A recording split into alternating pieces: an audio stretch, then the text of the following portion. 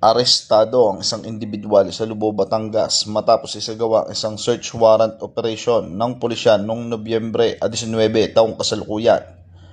Nakumpiska sa sospek ang iligal na baril at humigit kumulang 95,880 na halaga ng hinihinalang shabu.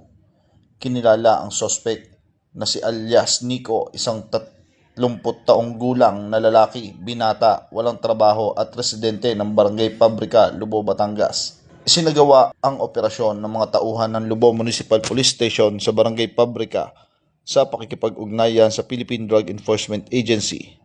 Ang search warrant ay ipinalabas ng Executive Judge Regional Trial Court, Port Judicial Region, Lucena City noong Nobyembre 18 taong kasalukuyan.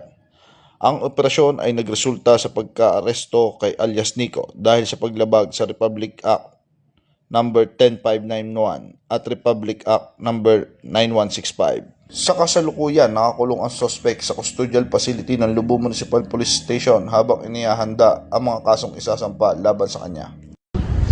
Mula dito sa Calabarzon, ako po ang inyong Police News Network Correspondent, Patrolman Joshua Cruz, alagad ng batas, tagataguyod ng Balitang Pulis.